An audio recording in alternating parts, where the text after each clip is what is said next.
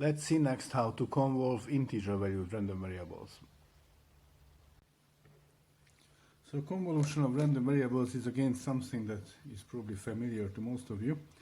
The basic setup is the following. So let x and y be integer random variables. And I also assume they are independent. That's very important. Okay, so they are two independent integer valued random variables. And the question I want to ask is, what is the distribution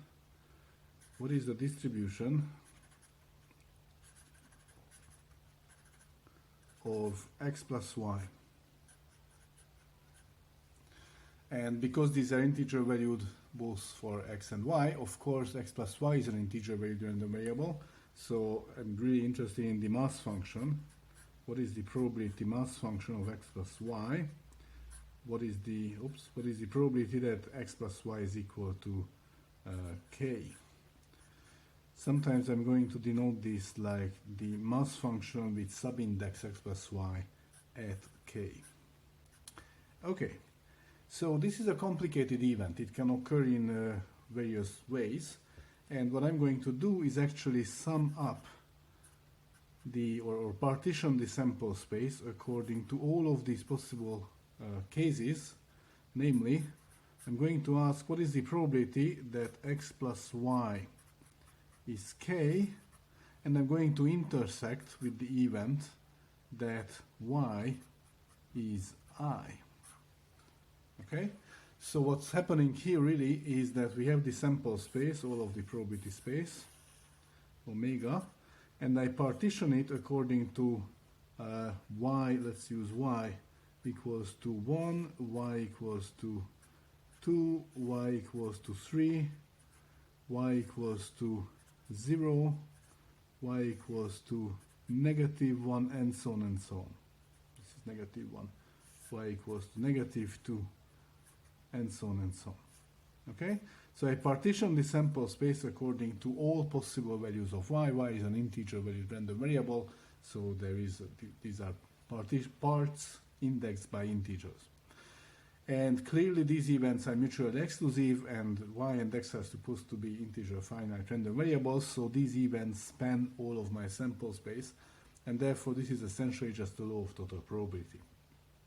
Okay, now if y is I, then on this event that y is I can actually replace the value y in the first sum by I.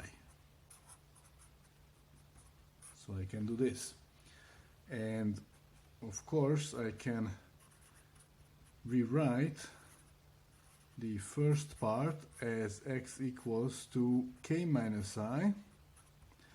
And I have an intersection of two events, one that contains x only and another that contains y only, and x and y are independent random variables.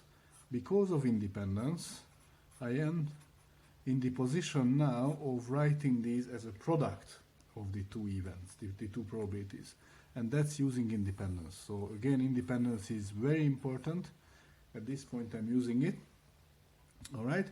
Now notice that I couldn't do anything like that here because it was a sum of x and y. This is a complicated event that includes both x and y at the same time. It's not an intersection of an easy form, but when I do this partitioning, then this becomes an intersection of two events, one that has x only and the other that has y only, and at that point I can use independence.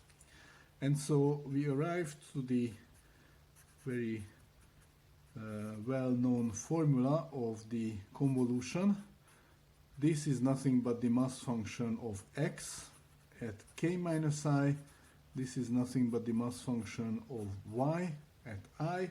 If you multiply them together and sum for all possible values of I, then you end up with the probability that x plus y equals to k, or the mass function at k.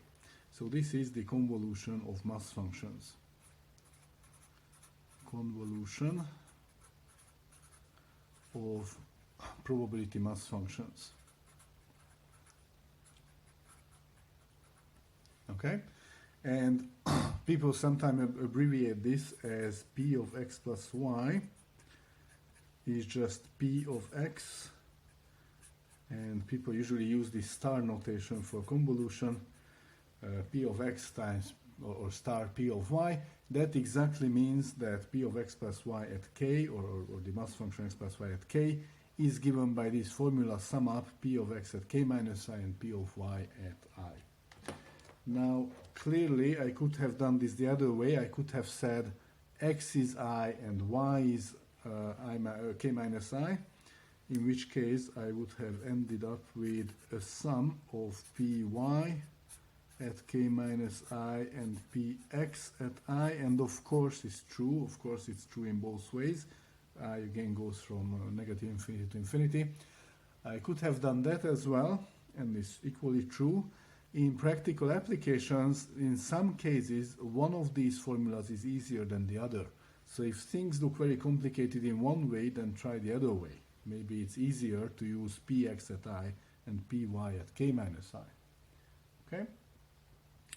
So the convolution is a nice operation. You can actually keep convolving things. You can, for example, do the n-fold convolution of a mass function with itself, and that's just this mass function convolved with itself n times.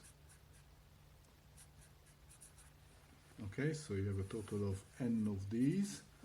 You can do a zero-fold convolution, which is, well, just some trivial thing, but you can do a one-fold convolution, which is just P itself. You can do a two-fold convolution, which is P convolved with P, and oops, now you can see that. And what is for example the n-fold convolution of a mass function P? If for example this was the mass function of x, each of these, then the two convolution, as we saw, is the mass function of the sum of two independent copies of x, and in general this is going to be the mass function of x1 plus x2 plus and so on xn, where x1 through xn are independent and identically distributed copies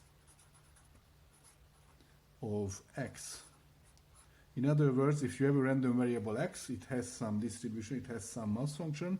If you convolve that mass function n times, then of course you just get the mass function of independent copies of x added up. So it's always important with convolutions that you have independent copies of your random variable.